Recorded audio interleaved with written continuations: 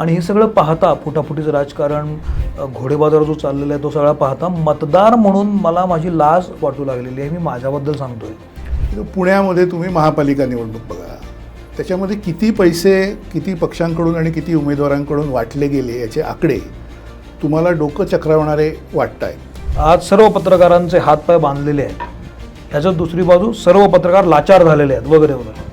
खरंच असं आहे. सगळ्यांनी आपापले उमेदवार उभे केले, 2 आघाड्या 2 बाजूला होत्या. त्याच्यामध्ये एकनाथ शिंदे यांचे 57 आमदार निवडून आले सौमित्र, आणि उद्धव ठाकरे यांचे 20च आलेले आहेत. जनता काय करू शकते? जनता वोटच करू शकते. दुसरं तुम्ही जनतेच्या हातात काय ठेवलंय? कोणाकडे कुठलं खातं देणार याच्याबद्दलचे निर्णय आता उद्योग क्षेत्र घ्यायला लागले. बरं, का नाही मला संपादक काही बोलताना दिसत? का नाही एखाद्या विशिष्ट घटनेवर संपादक एक भूमिका घेऊन बोलताना मला दिसत? मग ती प्रत्येक वेळेला काय राजकीय असायला पाहिजे? नाही. नरसापूरच्या वेळेला काय बोलला? कुठला संपादक बोलला? किती महत्त्वाचं की 2029 मध्ये सगळे पक्ष सगळे उमेदवार हे यूट्यूबर्सवर पैसे लावणार आहेत. मतदार म्हणून जर मी, माझ्यासारखे जे अनेक मतदार आत्ता आहेत जे सगळं बघतात हताशपणे, त्यांनी काय करायला पाहिजे आत्ता असं वाटतं?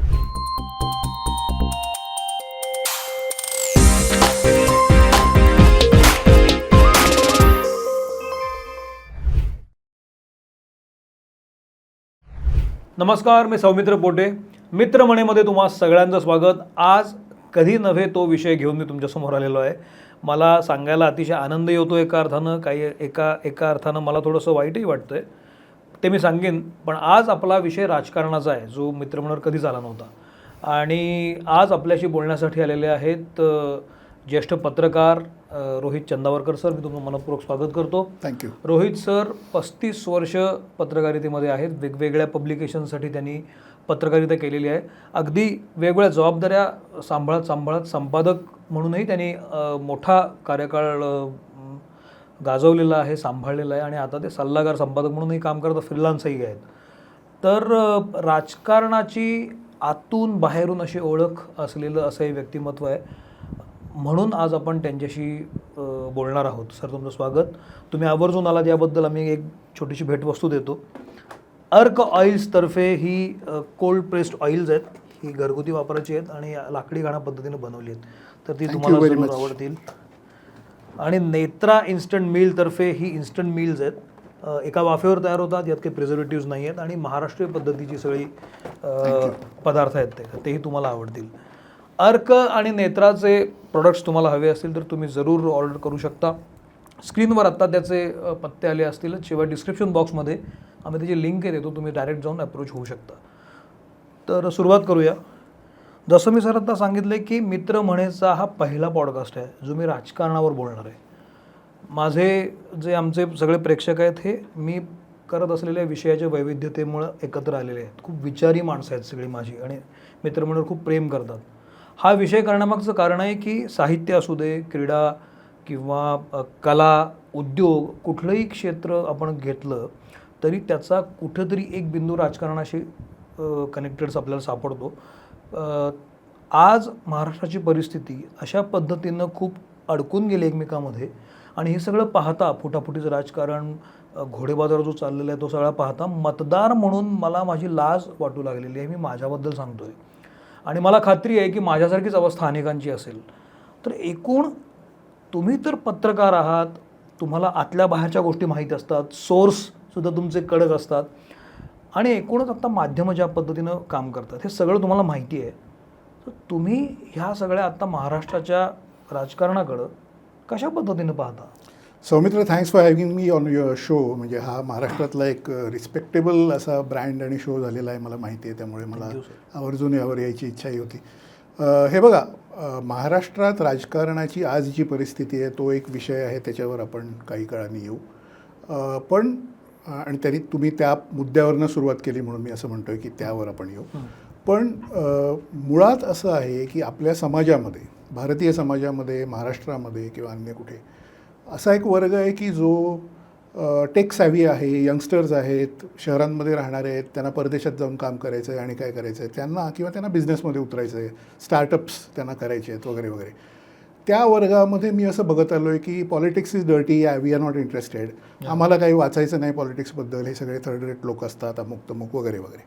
पण तरीसुद्धा तुम्ही आज इंग्लिश राष्ट्रीय चॅनल्स बघा, मराठी चॅनल्स बघा, हिंदी बघा किंवा सोशल मीडिया बघा, त्याच्यावर इतका पॉलिटिकल कंटेंट येतो आहे आणि तो कन्झ्युम होतो आहे.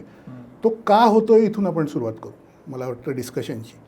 ती अशामुळे की एका वाक्यात मी सांगेन की India steel is a political economy. म्हणजे मला काय म्हणायचं आहे की 1991 साली मनमोहन सिंग यांनी लिबरलायझेशन केलं, परदेशी गुंतवणूक आले, सगळे मल्टीनॅशनल ब्रँड्स आले, लिबरलायझेशन झालं, एवढं सगळा देश प्रगती करतो आहे. ऑटोमोबाईल सेक्टरमध्ये तुम्ही बघा, IT मध्ये बघा, सगळ्यामध्ये बघा. पण तरीही आज परिस्थिती अशी आहे की तुम्हाला जर स्टार्टअप म्हणून एक फूड स्टार्टअप एक यंगस्टर म्हणून तुम्हाला सुरू करायचा असेल, म्हणजे समजा तुम्हाला एक पावभाजीचा स्टॉल सुरू करायचा आहे आणि त्याच्यातून पुढे रेस्टॉरंट आपलं होईल वगैरे, असं तुमचं ड्रीम आहे, किंवा तुम्हाला एक 200 कोटी 300 कोटीचं एक कुठलं IT चा एक बिझनेस करायचा आहे की ज्याच्यामध्ये तुम्हाला जागा पाहिजे, रिसोर्सेस पाहिजेत. कुठल्याही प्रकारच्या बिझनेसमध्ये तुम्हाला पॉलिटिकल कनेक्ट असल्याशिवाय you cannot have a startup. तुम्हाला ते स्थानिक नगरसेवक, स्थानिक आमदार, सरकारी परवानग्या, कलेक्टर ऑफिसकडून जमिनीबद्दलचे क्लिअरन्सेस, ऑफिस महापालिकेकडून, हे सगळं इतकं आहे की you cannot survive without political connect and political blessing, असं आपण म्हणू. राजकीय आशीर्वाद असल्याशिवाय तुम्हाला काही करता येत नाही. थोडक्यात हे झालं. याच्यामुळे काय होतं की याच्यामुळे असं होतं की राजकारणात काय चाललंय, कोण नगरसेवक बनू शकतो, कोण आमदार बनू शकतो, कोणाच्या हाती आपले क्लिअरन्सेस आहेत, कोण आपल्याला मदत देऊ शकतो, बॅकिंग देऊ शकतो, याच्याबद्दल खूप इंटरेस्ट समाजातल्या लेट्स से 60%, 70%, 80% लोकांना असतो आणि त्यांना तो असावाच लागतो. कारण त्यांच्या सर्वायवलशी हे संबंधित आहे. हे मी तुम्हाला सांगितलं शहरातलं, कारण आपण सगळे शहरी आहोत, आपण मॉडर्न आहोत, आपण शहरात वाढलो आहे, इंग्लिश मराठी असं ह्याच्यात सगळे आहोत. ग्रामीण भागात काय आहे, देशातला 60% देशाचं पॉप्युलेशन आज ग्रामीण भागात राहतं. शेतीवर 55% लोक अवलंबून आहेत. तिथे आणखीनच वाईट आहे. तुमच्या शेतीला पाणी मिळणं, तुमचे काय क्लिअरन्सेस, बँकेचं लोन, स्थानिक बँक असते ती दरवेळी पीक कर्ज देते, त्याच्यावर तुम्ही पेरणी करता, अमुक करता, सगळ्या गोष्टी स्थानिक ज्या काय पूर्णपणे सरकारी नियंत्रण, जिल्हाधिकारी, आमदार यांच्या सगळ्या कंट्रोलमध्ये सगळ्या गोष्टी असतात. पाणी, वीज, सगळं. यामुळे भारतामध्ये, महाराष्ट्रामध्ये राजकारणाला फार महत्त्व येतं. ट्रस्ट मी, आय एम टेलिंग यू, मी जेव्हा 20व्या-21व्या वर्षी मीडियामध्ये काम करायला सुरुवात केली तेव्हा मी एव्हिएशन करस्पॉन्डंट होतो. मला राजकारणात अजिबात इंटरेस्ट नव्हता. पण पहिल्या काही वर्षात मला असं लक्षात यायला लागलं की अरे एव्हरीथिंग गोज टुवर्ड्स पॉलिटिक्स. म्हणजे शेवटी पॉलिटिकलच निर्णय, तेच सगळं महत्त्वाचं ठरतं, तिथूनच क्लिअरन्सेस, तिथूनच सगळं होतं. आणि म्हणून तुम्हाला राजकारण इग्नोर करून चालत नाही, त्याच्याकडे दुर्लक्ष करून चालत नाही, तुम्हाला ते वाचावंच लागतं, कळावंच लागतं वगैरे वगैरे. आता पुढचा पार्ट त्याच्याकडे नंतर येऊ की सध्या राजकारणाची झालेली वाईट स्थिती.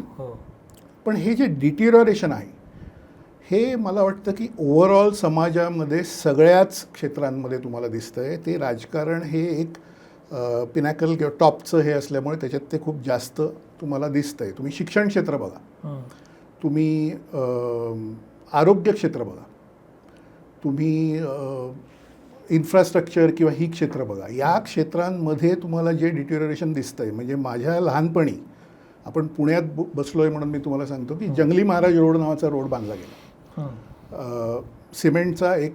आज तुम्हाला माहिती आहे त्याची कशी स्थिती आहे, मुंबईच्याही लोकांना माहीत असेल जंगली महाराज रोड पुण्याचा. तो माझ्या लहानपणी म्हणजे 40-45 वर्षापूर्वी बांधला गेलेला रस्ता आजपर्यंत एकदाही त्याच्यावर दुरुस्तीचं काम करावं लागलेलं नाही. आणि मी असं बघतोय की मुंबईमध्ये नवीन फ्लायओव्हर काहीतरी मला वाटतं 2 महिन्यापूर्वी उद्घाटन झालेला, त्याच्यावर खड्डे पडलेले आहेत. म्हणजे 45 वर्षापूर्वी बांधलेल्या कामाची क्वालिटी इन्फ्रास्ट्रक्चर सेक्टरमध्ये कशी होती आणि आज बांधलेल्या फ्लायओव्हरची ती कशी आहे, हे जे डिटिरिओरेशन आहे प्रत्येक क्षेत्रातलं, अर्थात त्याचा संबंध राजकारणाशीच आहे. आता तुम्हाला तेच सांगणार होतो. तर तसं ते राजकारणात दिसतंय की आमच्या लहानपणी आमदार कोणी जे असायचे ते एकनिष्ठ असायचे, ते अमुक पक्षाचा मी निवडून आलो, मी त्याच पक्षात राहणार म्हणायचे. आणि आज अशी परिस्थिती आहे की खासदार असतील किंवा आमदार असतील ते काय करतायत हे आपण बघतोय. पण या आत्ता जे तुम्ही सांगितलं याला एक्झॅक्टली दुसऱ्या पोलकडनं बघितलं तर म्हणजे राजकारण तसं झालं आहे म्हणून सगळं खाली खाली मचूळ होत गेलेलं आहे असं का म्हणू नये? Very interesting. आता त्याचं उत्तर माझ्याकडे असं आहे की तुम्ही हे बघा की राजकीय नेते, आणि आता थोडीशी चर्चा राजकारण, प्युअर राजकारण अशी होईल, की राजकीय नेते कशावर अवलंबून आहेत. ते मुख्यतः यावर अवलंबून आहेत की जनतेचा सपोर्ट त्यांना असणं. बरोबर? जनता त्यांना काय सपोर्ट देते, कसा सपोर्ट देते, कुठल्या मुद्द्यावर देते, आणि काय आपण केलं तर जनता आपल्या मागे उभी राहील, आपल्याला मतं देईल, हा राजकीय नेत्यांच्या डोक्यातला मुख्य विषय असतो. करेक्ट.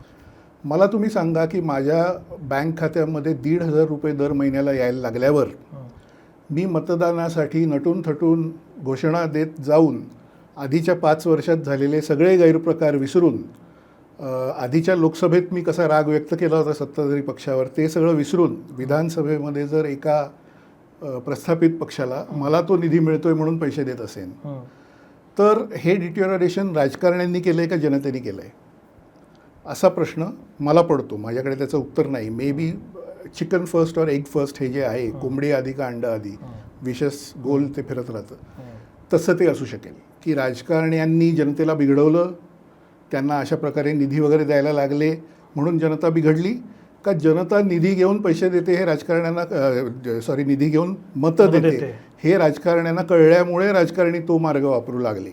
माझं म्हणणं असं आहे की सरकारी शाळांची अवस्था, सरकारी हॉस्पिटल्सची अवस्था, सरकारी सगळ्या यंत्रणांची अवस्था इतकी वाईट असताना सुद्धा जर शेवटच्या 2-3 महिन्यामध्ये धर्माच्या नावावर, जातीच्या नावावर कुठला तरी निधी मिळतो या नावावर आपण हवं तसं मतदान फिरवू शकतो, हा कॉन्फिडन्स जर त्या राजकीय नेत्याला असेल, तर तो शाळा सुधारणे, रस्ते चांगले बांधणे, पाणी पुरवठा व्यवस्थित करणे, हॉस्पिटल्स चांगली ठेवणे, हा सगळा एफर्ट कशाला घेईल? कारण त्यांच्याकडे शॉर्टकट आहे ना.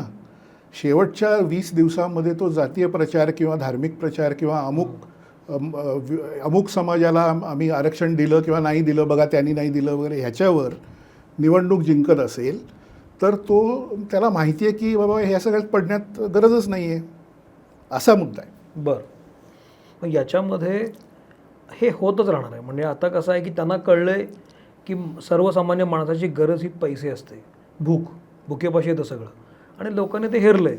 जसं तुम्ही म्हणालात की अंडं पहिल्यांदा की कोंबडी, पण मला असं वाटतं की राजकीय नेत्यांनी ती सवय जनतेला लावली. जनतेला आधी माहीत नव्हतं, समजा चालूही असेल छुप्या प्रमाणात, पण त्याचं प्रमाण कमी होतं. आता तुम्ही ते रोज राजरोज करायला लागला आणि त्याची सवय लागली. आता आधी सवय लावायची आणि मग नंतर त्याचा गैरफायदा घ्यायचा, इंग्रजांनी पण केलेलंच आहे आपल्या. त्यामुळे तो एका अर्थानं संस्कारच आहे. मला असं वाटतं की हे होत राहून सुद्धा विशिष्ट विचार किंवा काय म्हणतात, धोरण लक्षात घेऊन वोटिंग करणारा खूप मोठा वर्ग होता. म्हणजे ठीक आहे मला पैसे मिळतात, पण उदाहरणार्थ आज मी बाबा राखी रंगाला वोट करणार आहे, किंवा आज मी हिरव्या रंगाला वोट करणार आहे, आज मी निळ्या रंगाला वोट करणार आहे. मी कुठल्याही राजकीय पक्षाबद्दल बोलत नाही आहे, पण असं केल्यानंतर जेव्हा मला असं कळतं की हा रंग या रंगामध्ये मिक्स व्हायला लागला, तो रंग त्या रंगामध्ये मिक्स व्हायला लागला, किंवा विशेषतः ज्या लोकप्रतिनिधींना मी निवडून दिलं होतं त्यांची ती आता विचारधारा राहिलेलीच नाही आहे, कशाहीसाठी काही कोअलिशन चाललेलं आहे, याच्याकडे कसं बघता तुम्ही? इथं कुठं पैसे आहेत? हो, हा अगदी म्हणजे पुढचा लॉजिकल प्रश्न हाच आहे. त्याच्यामध्ये मी असं म्हणेन की एक प्रकारचं कमालीचं कन्फ्युजन, एक प्रकारचं काय म्हणायचं आपण की ज्याला इंडिफरन्स म्हणतो, बेफिकीर अशी एक मतदारांमध्ये सुद्धा बेफिकीर असलेली वृत्ती, दुसऱ्या बाजूला राजकीय नेत्यांचा शॉर्ट टर्म गेनकडे बघण्याचा दृष्टिकोन, आणि तिसऱ्या बाजूला सोशल मीडियासारख्या ज्या नव्या गोष्टी आलेल्या आहेत त्याचा इम्पॅक्ट, याचं सगळ्याचं हे कॉम्बिनेशन आहे. आणि त्यातला मीडियाचा भाग मी आधी बोलतो, कारण आपण दोघेही मीडिया कर्मी आहोत. अगदी. आणि मला असं वाटतं की we have to be really cautious. तुम्हाला मी गेल्या आठवड्यातली गोष्ट सांगतो की ब्रिटननी 16 वर्षाच्या खालच्या वयाच्या मुलांवर सोशल मीडिया बंद केला. साधारण 6 महिन्यापूर्वी ऑस्ट्रेलियाने तसा निर्णय घेतला. आणि एक प्रकारे असं क्लिअर होत चाललं आहे जगात अनेक देशांमध्ये की सोशल मीडिया हे तुमचं पूर्ण माइंड टेक ओव्हर करू शकतं. तुम्हाला ते एक व्यसन, म्हणजे जे तंबाखूचं व्यसन किंवा अल्कोहोलचं व्यसन असतं तशा पद्धतीचं व्यसन ते बनू शकतं. आणि ही व्यसनं आधी मी सांगितली ती तंबाखू आणि अल्कोहोल ही जशी शरीराला घातक असतात तशा प्रकारे तुमच्या सायकोलॉजीला सोशल मीडिया घातक आहे असा एक सर्वे किंवा असं एक रीडिंग सगळीकडे आलेलं आहे. हे फार इंटरेस्टिंग आहे की मीडियाचा आणि पॉलिटिक्सचा संबंध कसा आहे. तर सौमित्र, जगातल्या अनेक देशांमध्ये गेल्या काही वर्षांमध्ये सोशल मीडियाच्या थ्रू दंगली घडवल्या गेल्या. म्हणजे फेसबुक, ट्विटर, आता ज्याला एक्स म्हणतो ते, आणि अन्य काही प्लॅटफॉर्म आहेत, यूट्यूब वगैरे सुद्धा, यांच्यातून होणाऱ्या प्रचाराच्या आधारावर लोकांच्या मनावर इतका कब्जा केला जातो की ते रस्त्यावर उचलून दंगली करू शकतात. आणि जेन झी हा त्या दिशेने सगळा जातोय किंवा त्याच्यामुळे हे सगळं होतंय असं दिसतंय. हे मी तुम्हाला अशासाठी सांगतोय की आज जे तुम्ही बघताय की काही खासदार किंवा काही आमदार एकदम एका दिवशी म्हणतात की मी दुसऱ्या बाजूला चाललोय, हे कशामुळे आहे की त्यांना असं दिसतंय की त्यांची जनता किंवा त्यांचे मतदार हे एक प्रकारे खूप इन्फ्लुएन्स खाली कुठल्या तरी प्रचाराच्या प्रचंड इन्फ्लुएन्स खाली येत चाललेले आहेत. आणि त्यांना असं दिसतंय की दुसरी बाजू, विरुद्ध बाजू जी आहे त्याला काही हतबल झाल्यासारखी अवस्था झालेली आहे. आपल्या काही मित्रांनी वृत्तपत्रामध्ये, लोकमत किंवा अन्य वृत्तपत्रात गेल्या काही दिवसात लेख लिहिला आहे की महाराष्ट्राचं उदाहरण म्हणून शिवसेना, उद्धव ठाकरे यांचा पक्ष कसा हतबल झालेला आहे. आता हे इथे नाव घेऊन सांगावं लागेल की ठाणे महापालिकेमध्ये जेव्हा काही जणांनी बंड केलं, ते खोपकर प्रकरण तुम्हाला आठवतं अनेक वर्षांपूर्वीचं, तेव्हा शिवसेनेने कसं त्याला उत्तर दिलं होतं. आणि आज 6 खासदार आपल्यातले सोडून दुसऱ्या बाजूला अचानक जात आहेत. त्याला ते फक्त प्रेस कॉन्फरन्समध्ये आरडाओरडा आणि अपशब्द वापरणे या पलीकडे काही करू शकत नाही आहेत. ते का? तर त्याचं एक महत्त्वाचं कारण माझ्या दृष्टीने असं आहे की मीडिया आणि सोशल मीडियामधून जे काही एक जाल पसरवलं गेलेलं आहे फार मोठ्या प्रमाणावर, त्याच्यात या नेत्यांनासुद्धा आणि त्यांच्या कार्यकर्त्यांना आणि जनतेलासुद्धा असं वाटतंय की ओव्हरवेल्मिंग असा एक जनमताचा रेटा हा एका दिशेला आहे. लोकांना आज हे किती सांगितलं तरी त्यांना पटतच नाही की भारताची अर्थव्यवस्था वाईट परिस्थितीमध्ये आहे. माझे मित्र, शाळेतले, कॉलेजमधले, माझ्या सोसायटीतले राहणारे किंवा कोण जे असतील, त्यांना असं वाटतं की भारत हा अमृतकालामध्ये आहे, सुवर्णयुगामध्ये आहे वगैरे वगैरे. व्हेअरॅज भारताचे पंतप्रधानच स्वतः मंचावर उभं राहून सांगत आहेत की पुढचं 1 वर्ष सोनं खरेदी करू नका, पुढचं 1 वर्ष परदेश प्रवास टाळा, कारण फॉरेन एक्सचेंजची परिस्थिती फार वाईट आहे. ती कशामुळे वाईट आहे हा आर्थिक विषय, त्यात आपण जायला तर हे कन्व्हिन्सिंग जे असं एक नॅरेटिव्ह जे झालंय, जे मीडिया, सोशल मीडियातून झालंय, त्यामुळे त्याचा दबाव या लोकप्रतिनिधींवर येतोय असं मला वाटतं. पण मग आता माध्यमाचा जर आपण विचार करत असू तर मला खरंच एका वाक्यात सांगा, जे सर्वसामान्य प्रजा असं म्हणते आहे की आज माध्यमावर दबाव आहे, आज माध्यमं विशिष्ट पक्षाकडे झुकलेली आहेत, आज सर्व पत्रकारांचे हातपाय बांधलेले आहेत, ह्याच्यात दुसरी बाजू सर्व पत्रकार लाचार झालेले आहेत वगैरे वगैरे. खरंच असं आहे? आपल्याला एक ओव्हरवेल्मिंग सिच्युएशन दिसते की राष्ट्रीय चॅनल्स तुम्ही जर बघितले, इंग्लिशमधले, हिंदीमधले वगैरे सगळे, तर तुम्ही त्याचं अर्थकारण जर बघितलं, ते असं झालं आहे की गेल्या काही वर्षामध्ये त्यांची व्ह्युअरशिप ही प्रचंड वेगाने, हा थोडा मीडियाचा विषय आला, आता पॉलिटिक्स एक सेकंदासाठी बाजूला ठेवू, त्याच्यावर येऊ तुमच्या प्रश्नावर. तर त्यांची व्ह्युअरशिप ही फार वेगाने खाली गेलेली आहे. ती कशामुळे गेली आहे? तर ती सोशल मीडियामुळे एकतर गेली आहे, OTT प्लॅटफॉर्म्समुळे गेलेली आहे, आणि बाकीची काही कारणं की ते एकसुरी त्यांचा कंटेंट आहे, ते स्टुडिओमध्ये बसून फक्त 2 नेत्यांमधली भांडणं दाखवत राहतात वगैरे वगैरे, यामुळे गेले. हे झाल्यानंतर गेल्या 5-7 वर्षात काय झालं, तर त्यांचं सगळं अर्थकारण हे भारतात आत्ता सत्ताधारी पक्षात असलेल्या पक्षांनी आणि सरकारनी ताब्यात घेतलेलं आहे. हे फॅक्ट आहे, ते सगळ्यांना माहिती आहे. आणि त्यातले काही लोक तर म्हणजे काही मीडियाचे मालक उघडपणे बोलतात की आमचा रेव्हेन्यूच सगळा सरकार आणि त्याच्या हातात आहे. पण प्राईम टाईमला जर इंग्लिश चॅनल आज लावला काय हेडलाईन्स आहे ते बघण्यासाठी, तर माझ्या डोक्यात आधीच असतं की मला उत्तर प्रदेश सरकारच्या योगी आदित्यनाथ यांच्या प्रकल्पांच्या जाहिराती बघाव्या लागणार आहेत, किंवा प्रत्येक ब्रेकमध्ये मला मोदीजींनी कुठला प्रोजेक्ट नवीन केला ते केला हे बघावं लागणार आहे, किंवा हे झालं आहे. तर ह्यामुळे काय झालं आहे, आता तुमच्या प्रश्नाकडे येतो, त्यांचं अर्थकारण पूर्णपणे सत्ताधारी पक्ष आणि सरकार यांच्या हातात गेलं असल्यामुळे, त्यांच्याकडून मिळणाऱ्या रेव्हेन्यूवरच ते जीवित असल्यामुळे त्यांचा कंटेंट पूर्णपणे तसाच त्यांना करावा लागतो आहे. त्याबद्दल क्लिअरली ते प्रेशर आहे. याच्याबद्दल काही आता म्हणजे it's no secret. It is not even gossip anywhere. म्हणजे ते आता गॉसिपच्या लेवलला नाही, ते सगळ्यांना माहिती आणि ते सत्य आहे की तो कंटेंट पूर्णपणे सत्ताधारी पक्षाची बाजू उचलून धरणं आणि विरोधी पक्षांवरच टीका करणं असा झालेला आहे. मीडियामधला एक इंटरेस्टिंग भाग असा, मी टेलिव्हिजन चॅनलमध्ये खूप वर्ष काम केल्यामुळे कल्चर असं आहे की ते तुम्ही संतप्त असणं हे तुम्हाला करावं लागतं. तुम्ही जर सौमित्र तुम्ही किती छान काम करताय, तुमचं किती चांगलं आहे असं मी जर बोलायला लागलो तर त्याला कंटेंट मिळत नाही. सौमित्र तुम्ही कसं, त्याला व्ह्युअरशिप मिळत नाही, सॉरी.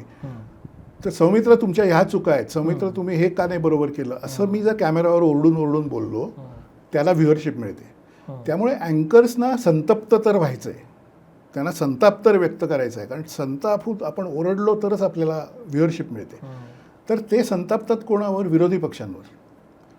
तुम्ही बघितलं तर राहुल गांधी, ममता बॅनर्जी यांच्यावर संताप की राहुल हे कसे निकम्मे आहेत किंवा काय अमुक आहेत वगैरे. हा कंटेंट क्लिअरली वन सायडेड आहे. हा कंटेंट असो किंवा सोशल मीडियाचं एक IT सेल कल्चर जे आलेलं आहे त्यातला कंटेंट असो, त्याच्यामुळे झालेलं आहे पोलरायझेशन.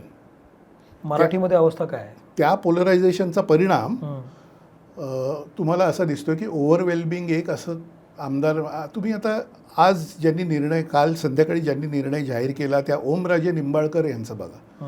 गेले 2 दिवस ते असं म्हणत होते की मी अजून नक्की नाही ठरवलेलं, माझं हे कार्यकर्त्यांशी बोलतो मग ठरवतो. आणि मग काय झालं की ते त्यांच्या मतदारसंघात गेले, त्यांच्या गावाला गेले, त्यांच्या घरी बसले, त्यांचे काय शेकडो हजारो कार्यकर्ते त्यांच्यामध्ये बसले आणि काल संध्याकाळी त्यांनी तो निर्णय जाहीर केला. म्हणजे काय? म्हणजे असं की त्यांना त्यांच्या मतदारसंघातल्या सगळ्या त्यांच्या कार्यकर्त्यांनी ग्राउंड फीडबॅक 2-4 दिवसामध्ये जमा करून त्यांना दिला की हो साहेब, सगळ्यांचं असं एक आहे की आपण जाऊ भाजपच्या गोटात किंवा त्यांच्या आघाडीमध्ये, बरोबर. याचा अर्थ तुम्ही जितक्या प्रमाणात ओपनिंग तुमच्या स्टेटमेंटमध्ये किंवा ओपनिंग कॉमेंटमध्ये जे म्हणालात की तुम्ही उद्विग्न झाला आहात की हे काय पक्ष सोडून इकडून तिकडे लोक जात आहेत हे ते, आणि मी मतदार म्हणून मी काय करू असं. That is a genuine feeling that I also have perhaps.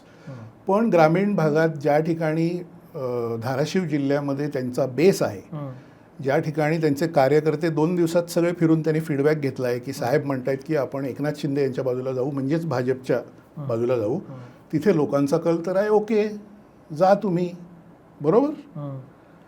दुसरं, एकनाथ शिंदे हे जेव्हा 4 वर्षापूर्वी 40 आमदार घेऊन एकदम गुवाहाटीला गेले, गोव्याला गेले, तिकडून इकडे आले, भाजपने त्यांना मुख्यमंत्री केलं त्यावेळी. आणि तेव्हा काय झालं तर शिवसेना, उद्धव ठाकरे आणि बाकी काँग्रेस वगैरे हे सगळे म्हणत होते की महाराष्ट्रात संताप आहे, हे असं कसं तुम्ही बदलू शकता, हे करता ते करता, गद्दारी. महाराष्ट्राच्या राजकीय आणि सांस्कृतिक इतिहासामध्ये गद्दारी ह्या विषयाला फार हे आहे, कारण ती 300 वर्षाची छत्रपती शिवाजी महाराजांच्या काळापासूनची ती टर्म आहे की गद्दार म्हणजे त्याचं शिरच्छेद करणे किंवा कडेलोट त्याचा करणे वगैरे वगैरे. पण एकनाथ शिंदे यांना गद्दार वगैरे असं म्हणत राहिली शिवसेना, उद्धव ठाकरे यांची बाजू. आणि त्याच्यानंतर 24 साली जी विधानसभा निवडणूक झाली त्याच्यामध्ये सगळ्यांनी आपापले उमेदवार उभे केले, 2 आघाड्या 2 बाजूला होत्या. त्याच्यामध्ये एकनाथ शिंदे यांचे 57 आमदार निवडून आले सौमित्र, आणि उद्धव ठाकरे यांचे 20च आलेले आहेत. याचा अर्थ तुम्ही जी उद्विग्नता एक मतदार म्हणून व्यक्त करताय की माणूस एका बाजूला एकदम उडी मारून मी त्याला ह्या पक्षासाठी निवडून दिला आहे, तो एकदम उडी मारून दुसऱ्या बाजूला कसा जाऊ शकतो, ही उद्विग्नता जनतेमध्ये कुठे आहे? जो मी सुरुवातीला मुद्दा मांडला की जनतेतूनच येत आहे ना, हे लक्षात घ्या की मी राजकीय नेत्यांच्या खूप जवळून त्यांना सगळं बघितलं आहे. त्यांना जितकं माहीत असतं ना काय चाललंय ग्राउंडवर, जनतेत काय आहे, जनता काय करते, जनता काय विचार करते, तितकं कोणालाच माहीत नसतं. मीडियालाही माहीत नसतं, आपल्यालाही माहीत नसतं. ते असं करतात म्हणजे त्यांना माहिती आहे की हे आपण जे करतोय त्याच्यातून आपण सर्वाईव्ह होणार. शिंदे यांना 57 जागा लोकांनी निवडून दिल्या, याचा अर्थ जनतेच्या मनात त्यांनी 4 वर्षापूर्वी जे काही केलं त्या गोष्टीला गद्दारी अशी भावना जनतेच्या मनात नाही आहे. मी काही शिंदेंचा वकील नाही आहे, मी तुम्हाला शिअर आकडेवारी देतोय. हां, हे आज 6 खासदार जे एकदम एक दुसऱ्या बाजूला गेले त्याची राष्ट्रीय माध्यमांवर गेले 4 दिवस रात्र न्यूज सुरू आहे. मीच 3 चॅनलवर 5 शो केले गेल्या 4 दिवसात. ह्या 6 खासदारांना हे मानसिक बळ कुठून आलं आहे?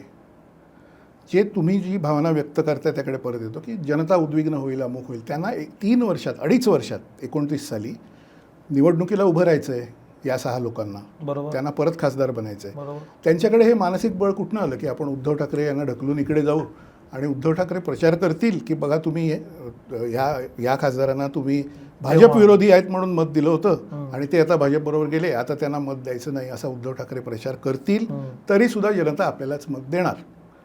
हा कॉन्फिडन्स त्यांना एकनाथ शिंदे यांचं उदाहरण बघून आलेलं आहे. एकनाथ शिंदे यांच्या आमदारांना परत ते गॉट इलेक्टेड. करेक्ट. त्यांना काहीच त्यांचा 40 लोक त्यांच्याबरोबर गेले होते. आज त्यांच्याबरोबर 57 आहेत. 17 संख्या वाढली त्यांची. So politics is getting dirty. Politics हे वाईट बनत चाललेलं आहे. त्याच्यामध्ये विधी निषेध नाही, त्याच्यामध्ये काय बेफिकीर सगळ्या गोष्टी होत आहेत, त्याच्यामध्ये इमॉरल गोष्टी होत आहेत, त्याच्यामध्ये फसवणूक होत आहे. पूर्वीचा काळ चांगला, आत्ताचा वाईट असं जे काही वयस्कर लोकांची म्हणण्याची स्टाईल आहे, आमचा काळ हे होता, तसं खरोखरच पॉलिटिक्समध्ये आहे हे कोणीही सांगेल. कारण एक काळ महाराष्ट्राने बघितला जिथे गणपतराव देशमुख यांच्यासारखे आमदार हे एस टी बसनी फिरायचे महाराष्ट्रात सगळीकडे. आज जे काय परिस्थिती आहे आपण बघतोय, आर्थिक किंवा बाकी सगळं. तर त्यामुळे पॉलिटिक्स डिटिओररेट होत चाललं आहे. याच्याबद्दल माझ्या मनात तिळमात्र शंका नाही आणि त्याच्याबद्दल तुमच्या मताशी मी सहमत आहे की हे मला उद्विग्न करतं की आपण कशासाठी जाऊन मत देतोय, हे सगळं काय चाललं आहे वगैरे वगैरे. पण माझा मुद्दा इतकाच आहे की त्यात राजकीय नेते जितके दोषी आहेत तितकी जनतासुद्धा दोषी आहे. जनता काय करू शकते? जनता वोटच करू शकते. दुसरं तुम्ही जनतेच्या हातात काय ठेवलंय? तर आता जनतेने एकनाथ शिंदे यांना आता आज काय जे काय घडलंय त्यात ते घडू नये म्हणून मी पुन्हा 5 वर्ष वाटच बघायची. आता मी काहीच करू शकत नाही. उद्या समजा 5 वर्षानंतर जे काही इलेक्शन होईल त्याला मी पुन्हा यातनं शहाणपण घेऊन मी वोट केलं तर याची गॅरंटी काय पुन्हा की ज्याला मी वोट केलं तो तसाच राहणार आहे? त्याचे काही फिलॉसॉफी, त्याचे काही धोरण असतील, असं कशाला काही पायपोस उरलेलं नाही आहे.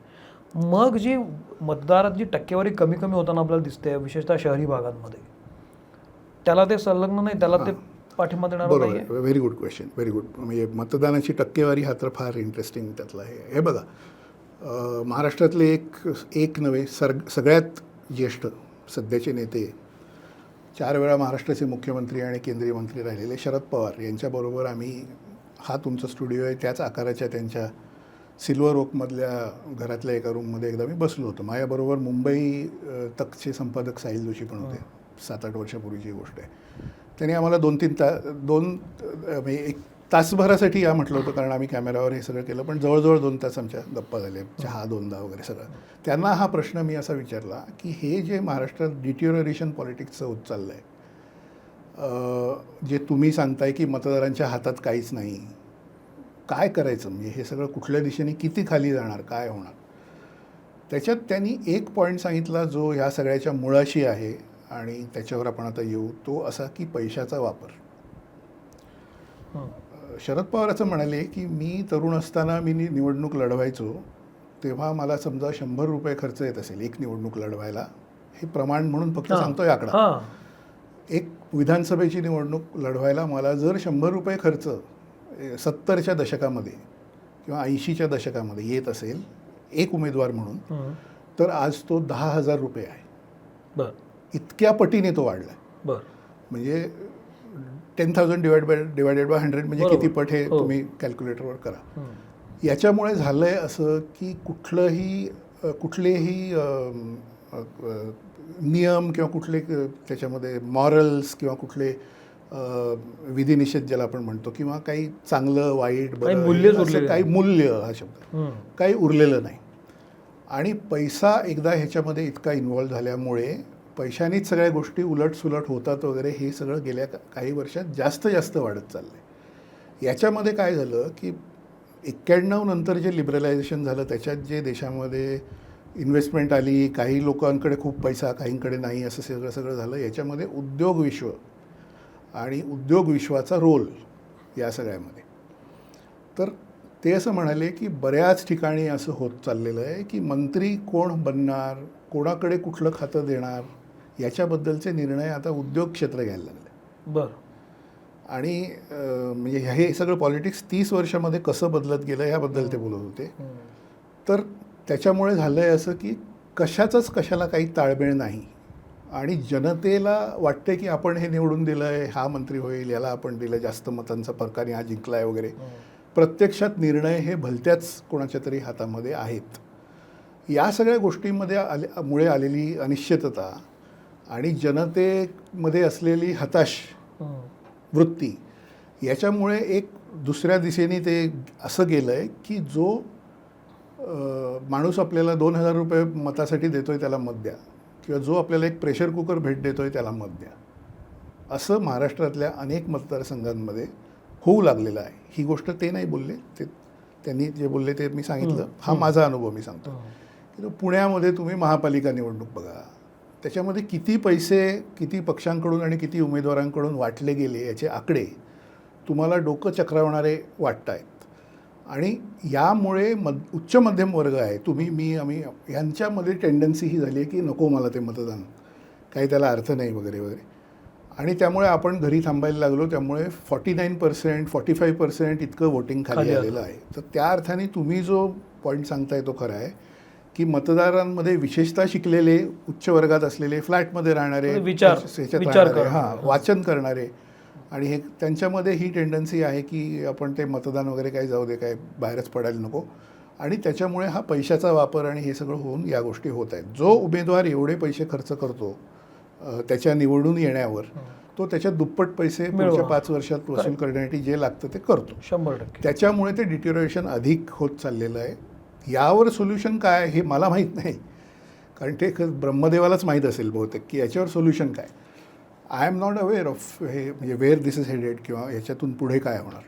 तुम्ही जे मगाशी बोललात सर, ते फार महत्त्वाचं होतं की माध्यमं कशा पद्धतीनं आता बदलत आहेत राष्ट्रीय पातळीवरची. महाराष्ट्रातल्या माध्यमांची अवस्था काय आहे?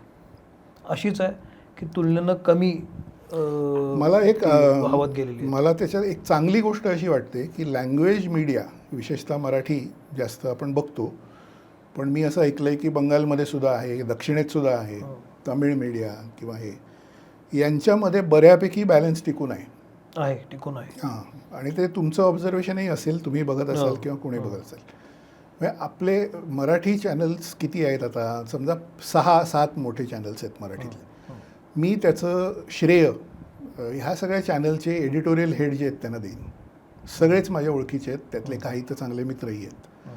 त्यांनी बऱ्यापैकी बॅलन्स टिकवून ठेवलेला आहे.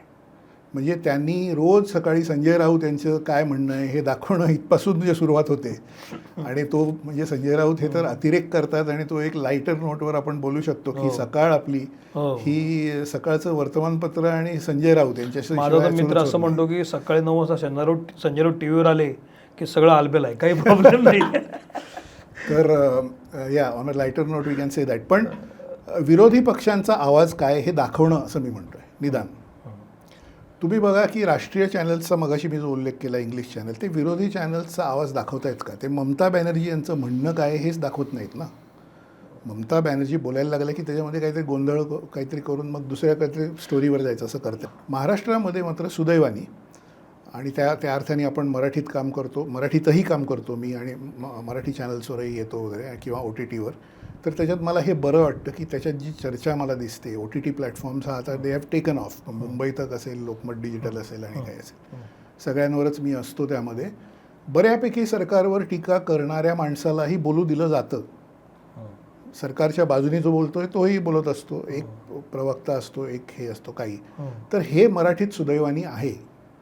आणि आपण एक असं म्हणू शकतो की इंदिरा गांधी यांच्या काळामध्ये मी प्राथमिक शाळेत होतो, आणि तेव्हा लोकांना वाटत होतं की ह्या बाईनी आता वरवंटाच फिरवला आहे, रोड रोलर फिरवला आहे, झालं आता वाटच लागली वगैरे वगैरे. पण तसं नाही झालं. म्हणजे डेमोक्रेसी बाउन्स्ड बॅक. सर, मी तुम्हाला थोडंसं थांबवतो. तुम्ही मला सांगताय की वार्तांकन दोन्ही बाजूचं होतं आहे. मी वार्तांकनाबद्दल बोलत नाही. वार्तांकन म्हणजे काय की राऊत पण बोलत आहेत त्यांचं पण दाखवतोय, किंवा भुजबळ पण बोलत आहेत त्यांचं दाखवतोय, फडणवीस साहेब पण बोलत आहेत त्यांचं पण दाखवतोय. मला असं म्हणायचं आहे माध्यम भूमिका घेताना कुठं दिसतात? का नाही मला संपादक काही बोलताना दिसत? का नाही एखाद्या विशिष्ट घटनेवर संपादक एक भूमिका घेऊन बोलताना मला दिसत? मग ती प्रत्येक वेळेला काय राजकीय असायला पाहिजे नाही. नरसापूरच्या वेळेला काय बोलला, कुठला संपादक बोलला? किंवा रस्ते अपघात असेल किंवा मुंबई गोवा रस्ता जो रखडलेला आहे त्याबद्दल असू दे, का नाही कुणीच काहीच बोलत नाही सर. म्हणजे कधीच मी माझी भूमिका मांडत नाही, कधीच मला त्याचा त्रास होत नाही, कधीच मला त्याबद्दल काही शल्य वाटत नाही. मग कशाला त्या खुर्चीवर बसतो आपण? मग यूट्यूबर्स का मोठे झाले? यूट्यूबर्स यामुळे मोठे झाले की तिथं आलेले गेस्ट त्यांना हवं ते बोलता येतं कितीही वेळ, आणि यूट्यूबवर किमान एक भूमिका घेऊन बोलायला लागतो. ते बरं वाईट आपण नंतर बघूया. जर तुमच्याकडे इतकं मोठं माध्यम आहे तर किमान एक शो ज्याच्यावर एडिटर आपल्याला वाटतं ते बोलतोय, मग ते कला असू दे, साहित्य असू दे, उद्योग असू दे, अर्थ असू दे, का दिसत नाही मला? I think you have come to an interesting point. एक वळण तुम्ही घेताय या चर्चेमध्ये, ते चांगलं आहे, आणि ते मीडियाबद्दल आहे. आता मला असं वाटतं की opinion space has been taken over by social media. मराठीमध्ये एका वर्तमानपत्रांनी गेल्या काही दिवसापूर्वी असं जाहीर केलं की आम्ही अग्रलेख बंद करतो आहोत. होय होय, त्याच्यावरनं सोशल मीडियावर खूप बवाल प्रचंड झाला. दंगा झाला. हो, महाराष्ट्राला ट्रॅडिशन सौमित्र ही आहे, आणि आपण मराठीत काम करतो त्याबद्दल आपल्याला अभिमान वाटला पाहिजे की आपण लोकमान्य टिळक, आगरकर, आचार्य अत्रे होय, असं करत करत अगदी तळवलकर, अगदी तळवलकरांपर्यंत हो. किंवा कुमार केतकरांपर्यंत आपण आहोत. होय, तिथून आपण आलो आहे.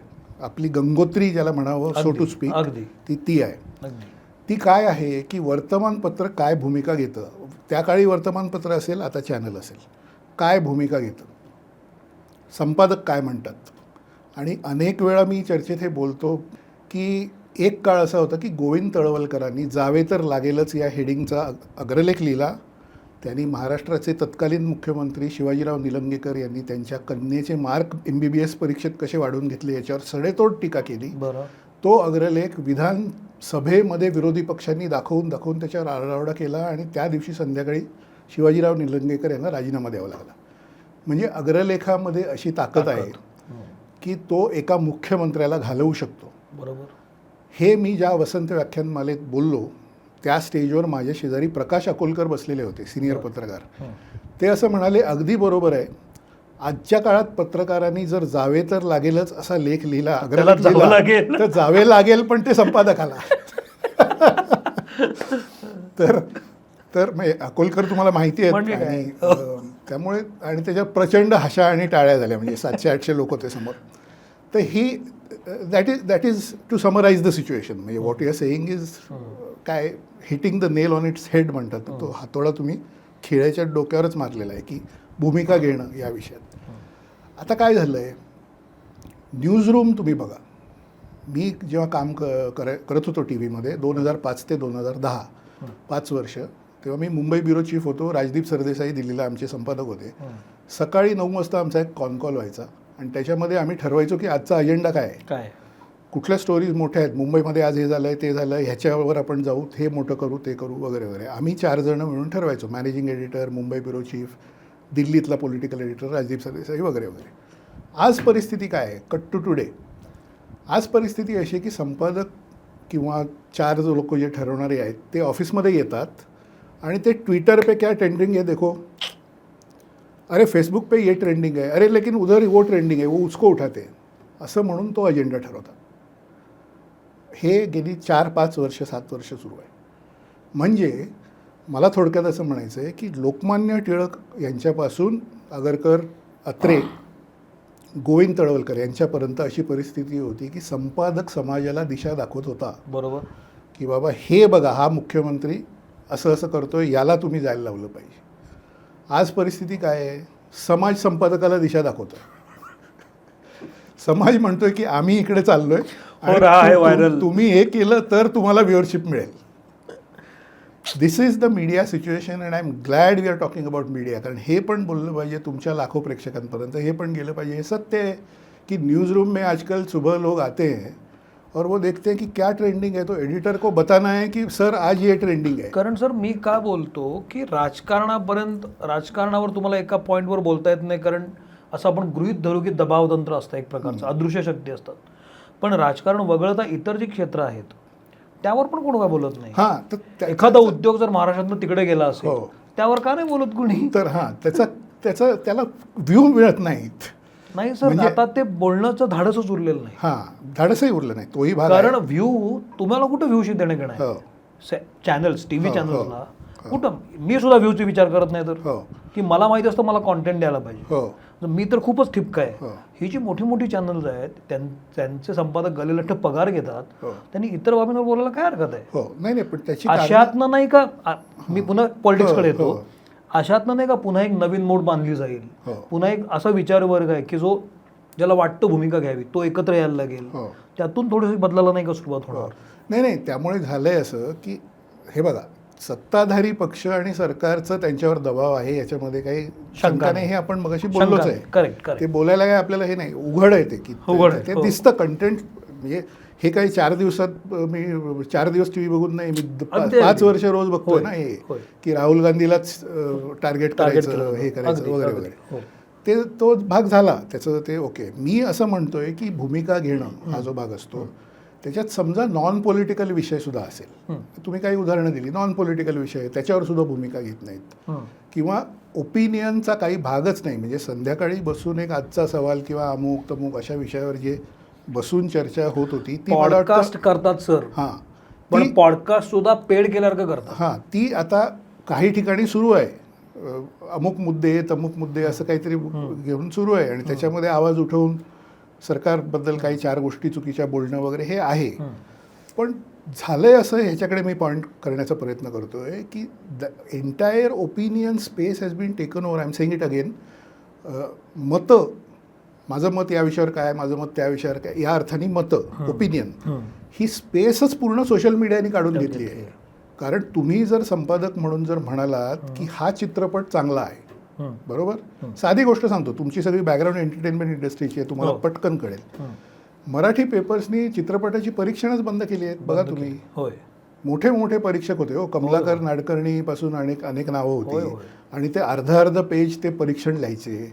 म्हणजे काय होतं की सौमित्र हे जर चित्रपट समीक्षक असतील तर सौमित्र सांगतात की हा चित्रपट 5 पैकी किती स्टार, 3 स्टार, 4 स्टार, आणि सौमित्रांनी चांगला रिव्ह्यू लिहिला आहे तर आपण सिनेमा बघायला गेलं पाहिजे असं लोकांनी म्हणणं.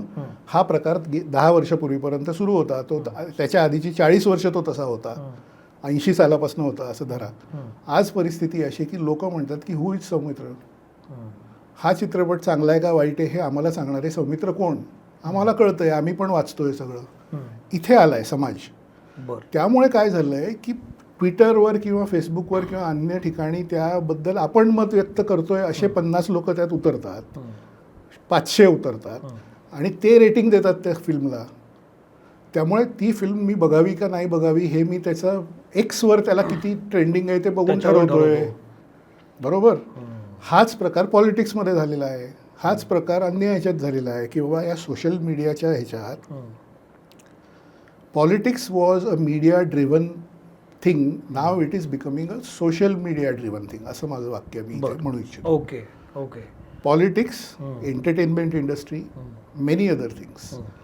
आमच्या ओळखीतले काही लोक असे की त्यांनी कार कुठली घ्यायची हे सुद्धा सोशल मीडियावर बघून ठरवलं 15 लाख रुपयाची वस्तू घेताना. आमच्या ओळखीचे काही लोक आहेत त्यांनी बाणेरमध्ये फ्लॅट घ्यायचं हे सुद्धा सोशल मीडियावर बघून ठरवलं 1 कोटी रुपयाची वस्तू घेताना. असं झालं आहे की टी व्ही चॅनलच्या संपादकांनी जर भूमिका घेतली आणि त्यांनी म्हटलं की हे चुकीचं आहे ते बरोबर आहे असं करून त्यांनी अर्ध्या तासाचं डिस्कशन केलं तर ते लोक म्हणतात की हा कोण आहे, ह्याला काय कळतं याच्यातलं, असं झालं आहे. कारण ओपिनियन्सचा मारा इतका झालेला आहे की ती ओपिनियनची स्पेस सोशल मीडियाने घेतली. याचा फायदा ज्या लोकांनी IT सेल बनवल्या आहेत ना त्यांना मिळाला. ज्यांनी पहिल्यांदा IT सेल बनवल्या त्या सत्ताधारी पक्षाला, आत्ता सत्तेत असलेल्या पक्षांना याचा छान फायदा मिळाला.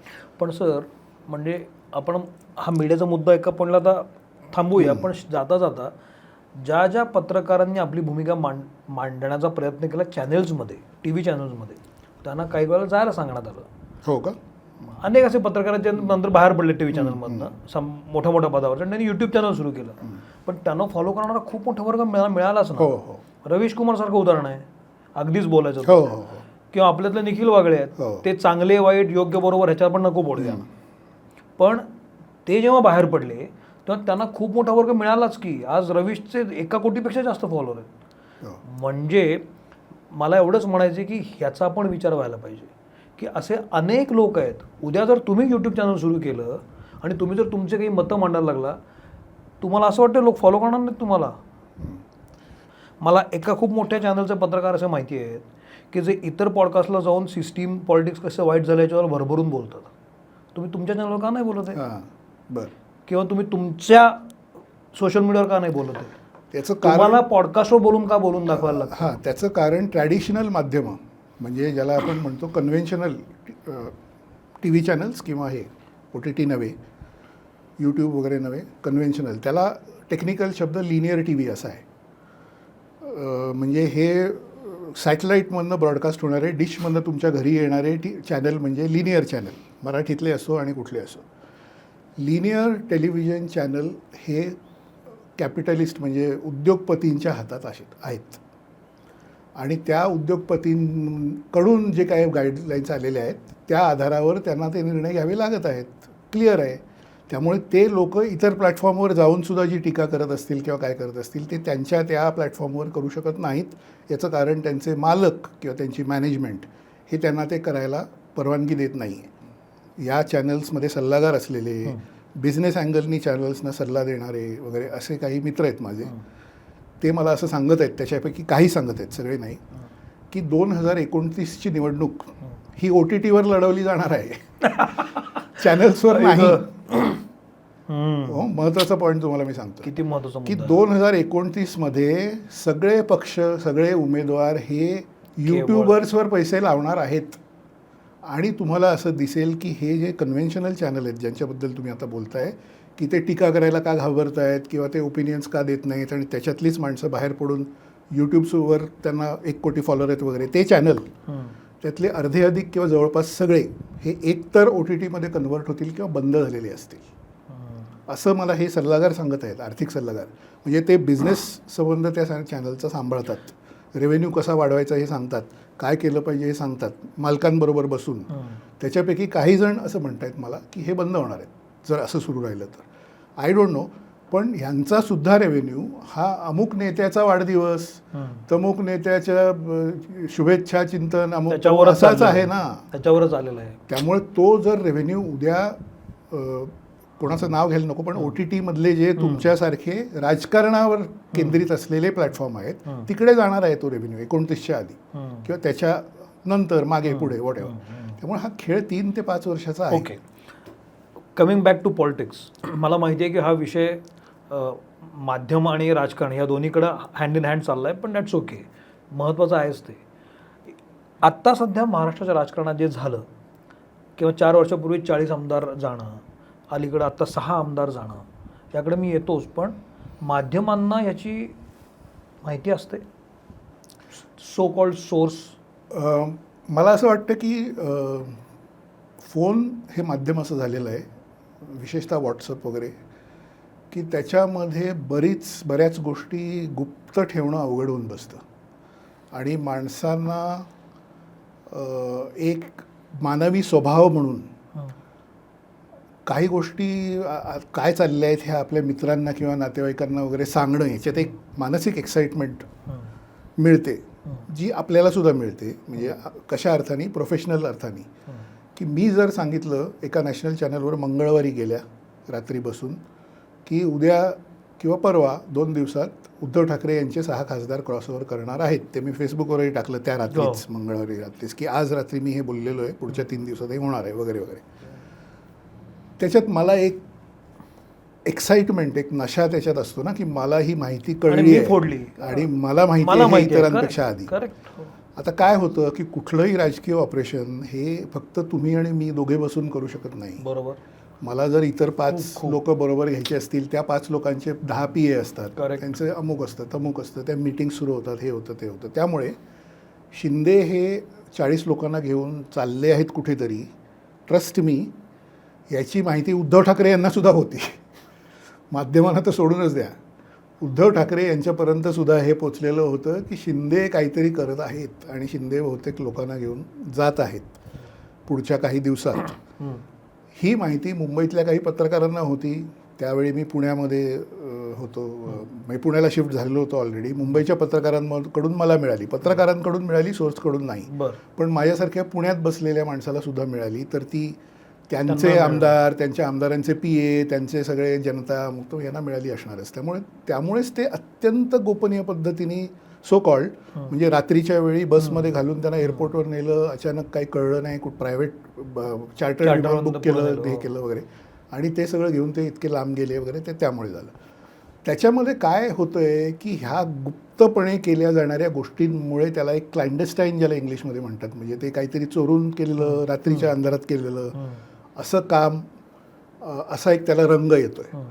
पण coming back to the point that I mentioned earlier, म्हणजे काय की ते सगळं करून मग ते मुख्यमंत्री म्हणून उजळ ह्यांनीच बसले ना, उजळ ह्यांनी. करेक्ट. आणि संविधानाची शपथ घेऊन त्यांनी राज्याचा कंट्रोल घेतला ना. आणि त्याच्यानंतरच्या 4 वर्षांनी किंवा 3 वर्षांनी 24 साली ते परत त्यांचे आमदार त्यांनी निवडून आले आणि जनतेने त्याला पाठिंबा दिला. त्यामुळे इट इज व्हेरी कॉम्प्लेक्स की ह्या व्हॅल्यूज तुम्ही, मूल्य ही तुम्ही कुठल्या तागडीवर मोजणार, असा माझ्या दृष्टीने प्रश्न आहे. की शेवटी लोकशाही आहे, म्हणजे जनतेला जे हवं ते होणार. जनता म्हणते की आम्ही यांना परत मत देतो, यांनी अमुक काम केलं आमच्या मतदारसंघात, असं केलं तसं केलं वगैरे वगैरे.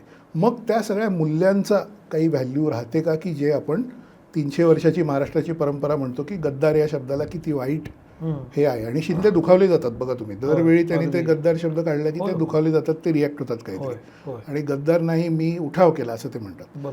तर तो उठाव ही परंपरा काय आहे, ती ब्रिटिश काळामध्ये भारतीय स्वातंत्र्य सैनिकांनी केलेला उठाव, तो उठाव आहे. भगतसिंग यांनी काय केला, उठाव केला, त्यामुळे त्याला पॉझिटिव्ह आहे की आम्ही लढतोय असं आहे. गद्दारी या शब्दाला काय आहे ते आपण बोललो आधी.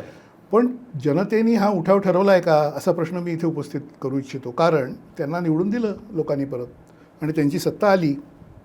उद्धव ठाकरे यांच्या बाजूने तेवढा समाज उभा राहिला नाही, किंवा आत्तासुद्धा उद्धव ठाकरे यांच्याकडून गळती लागल्याचं दिसतंय, कालच आजच परवाच ते दिसतंय आपल्याला. So it is very complex where we decide the values, असं मला वाटतं. म्हणजे I don't want to take any side.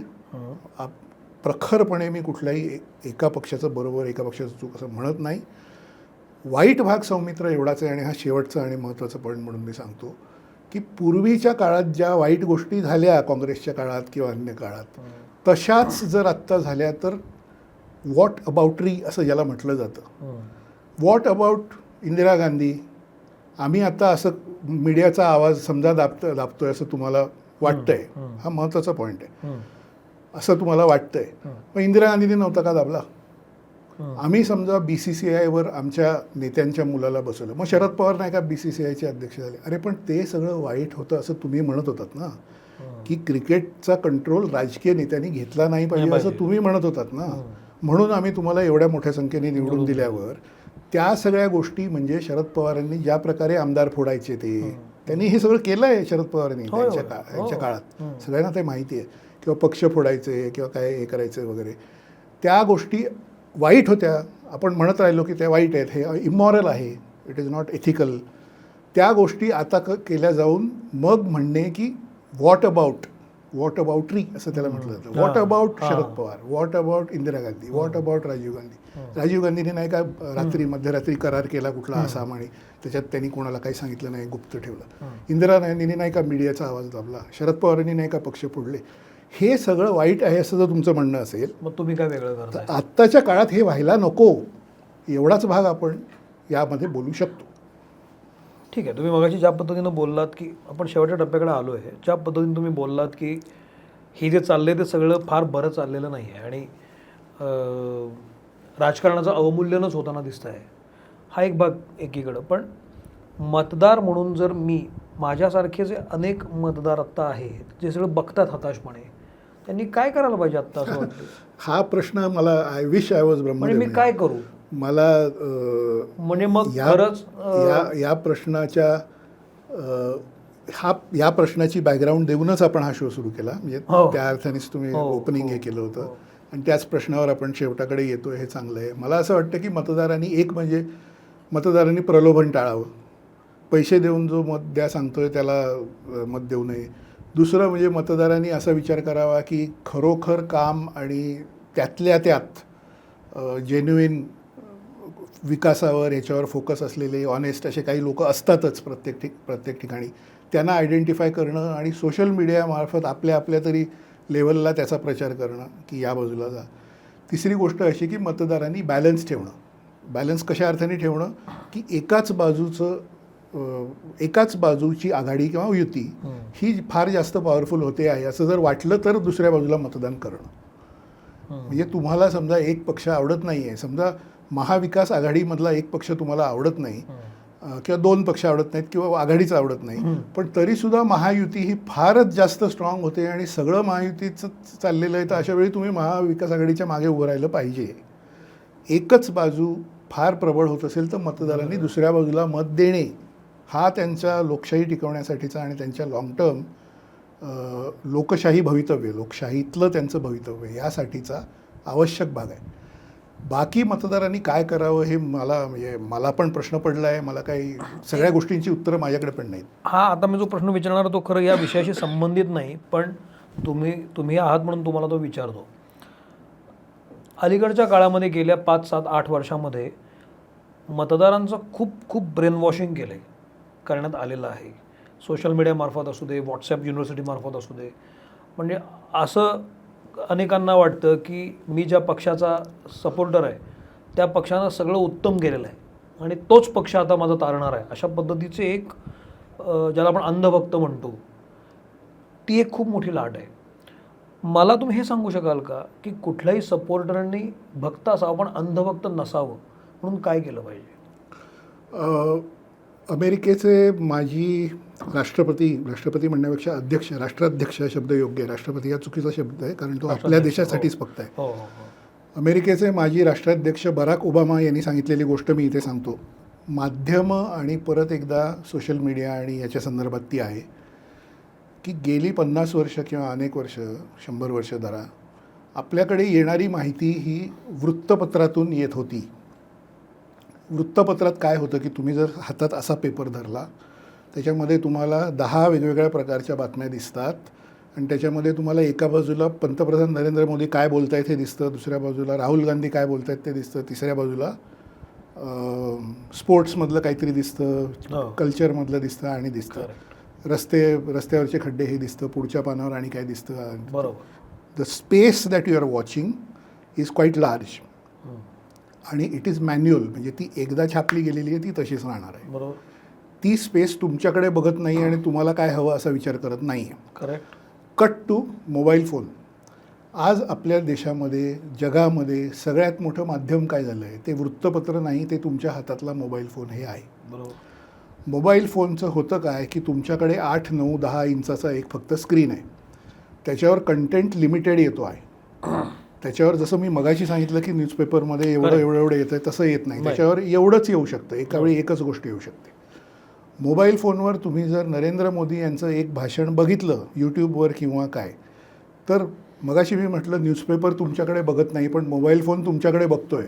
Correct. तुम्ही काय बघताय? तुम्ही नरेंद्र मोदी यांचं भाषण बघताय. यूट्यूबला असं वाटतं की तुम्ही नरेंद्र मोदी यांचे फॉलोअर आहात, तुम्ही त्यांचं भाषण बघताय. यूट्यूबच्या अल्गोरिथममध्ये ते असं सेट होतं की सौमित्र आज जर नरेंद्र मोदींचं भाषण बघत आहेत, संध्याकाळी पण त्यांना नरेंद्र मोदीच्या सपोर्टमध्ये आणखी काहीतरी द्या कंटेंट, परत एकदा द्या. हा कंटेंट परत असा एकाच बाजूचा येत राहिला की त्याच्यामुळे होतं पोलरायझेशन.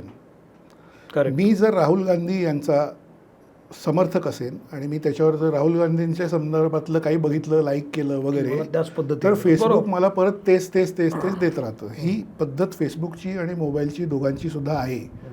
त्यामुळे होतं आहे असं की ह्या सगळ्या माध्यमांमुळे आणि मोबाईल फोन हे मुख्य माध्यम झाल्यामुळे तुम्हाला एकतर्फी कंटेंट सतत मिळत राहतो आणि त्याच्यामुळे तुमचं सोशली किंवा पॉलिटिकली प्रचंड पोलरायझेशन होतं. सगळ्या विषयांमध्ये गेले 10 वर्षात असं पोलरायझेशन झालेलं आहे. जे पर्यावरणवादी आहेत त्यांना असं वाटतं की एकसुद्धा नवा कारखाना नाही आला पाहिजे. जे विकासाचे समर्थक आहेत त्यांना असं वाटतं हे पर्यावरण वगैरे काही नाही, तुम्ही पाहिजे तेवढे रस्ते बनवा, डोंगर फोडा, काय करा, काय हे होत नसतं, काही नसतं, हे विकास झाला पाहिजे, नोकऱ्या आल्या पाहिजेत वगैरे वगैरे. हे एक्स्ट्रीम ओपिनियन्स कुठल्याही विषयात झालेली आहेत. ती यामुळे झालेली आहेत because the content you are watching, that content is also watching you back आणि it is throwing the same content at you. Correct. Because they want your eyeballs. त्याच्यामुळे काय झालं आहे की समाजच पूर्णपणे असा दुभागला गेलेला आहे की मला जर असं वाटत असेल की राहुल गांधी हे ग्रेट आहेत, तर राहुल गांधी हे फोकस नसतात कारण किंवा त्यांना ह्युमन रिसोर्स मॅनेजमेंट फारशी चांगली जमत नाही, हे त्यांचे जे दोष आहेत ते मला दिसणारच नाहीत. मला जर नरेंद्र मोदी हे आवडत असतील, त्यांनी विकासाची एवढी कामं देशात केलीत, अमुक केलीत, पण त्यांचा पक्ष असं इतर पक्ष तोडफोड करतोय हा वाईट भाग मला दिसणारच नाही. So you become one sided. याचं उत्तर बराक ओबामांनी दिलेल्या माध्यमाच्या याच्यामध्ये आहे. म्हणून परत एकदा आपण माध्यमाकडे येतोय की हा जो प्रकार आहे की मोबाईल फोन आणि हे सोशल मीडियाचं अल्गोरिथम हा याच्यातला विलन आहे आणि ह्याच्यावर आत्ता तरी कोणाकडे काही मार्ग नाही. म्हणूनच अमेरिकेमध्ये सुद्धा, ब्रिटनमध्ये सुद्धा आणि अन्य ठिकाणी सोशल मीडियावर कंट्रोल कसा कसा टाकावा याबद्दलचं काँग्रेशनल हिअरिंग, म्हणजे त्यांच्या संसदेमध्ये हिअरिंग वगैरे सुरू आहेत की हे समाजाला रुईन करतं आहे. हे नायजेरियामध्ये दंगली घडवल्या यांनी, हे सुरू आहे. त्याच्यामुळे it's a very dangerous path. आणि मी जसं तुम्ही खूप महत्त्वाचे मुद्दे मांडलेत सर, माझा हेतू राजकारण हा होताच बोलण्याचा, पण माध्यमांकडे का आलो आपण, तर म्हणजे लाखो कोटीवधी लोक असे आहेत की ज्यांना माध्यम जे दाखवतं ते बघतात. ते स्वतः काही बघत नाहीत कारण त्यांची तिथपर्यंत पोच नसते. तुम्हाला ते शक्य आहे कारण तुम्ही त्या माध्यमामध्ये आहात आणि इतके अनुभवी व्यक्तिमत्व आहात, पण प्रत्येकाला ते शक्य नसतं. मी तेच बघतो जे मीडियम मला दाखवत आहे. मग आज कुठला मीडिया जास्त बघितला जातो, तर टी व्ही जास्त, पेपर त्या मानानं कमी, पण टी व्ही जास्त आणि मोबाईल. म्हणून माध्यमांची चर्चा त्यात येणं अपरिहार्य होतं. तुम्ही म्हणता त्या पद्धतीनं पुढचा काळ कठीण आहे आणि त्यावेळेला आपण सजग होणं जास्त गरजेचं आहे. मला वाटतं की या चर्चेतून एवढं जर प्रत्येकाला कळलं की आपण जास्तीत जास्त नजर, डोळे उघडे ठेवून आपण या सगळ्या परिस्थितीकडे बघूया, तरी बदलाला सुरुवात होईल असं मला वाटतं. आणि दुसरी गोष्ट तुमच्या बोलण्यातनं मला अशी वाटते की ही सगळी माध्यमांमध्ये काम करणारी बलाढ्य माणसं आहेत, विचारशील आहेत. त्या सगळ्यांबद्दल मला आदर आहे. मग सर्व संपादक असू देत किंवा वेगळ्या फळ्यांवर काम करणारे, फक्त थोडंसं एक पाऊल ॲग्रेसिव्ह असायला हरकत नाही. राजकारण वगळता इतरही आयुष्य आहेच की, फक्त राजकारण म्हणून नव्हे, पण इतरही उद्योगामध्ये, कलेमध्ये, साहित्यामध्ये थोडंसं ॲग्रेशन असायला पाहिजे. ते जर दिसायला लागलं तर किमान ती बाजू पण आता जी ढासळते आहे ती उभी राहील असं मला वाटतं. तुम्ही आवर्जून आला त्याबद्दल खरंच मनपूर्वक आभार.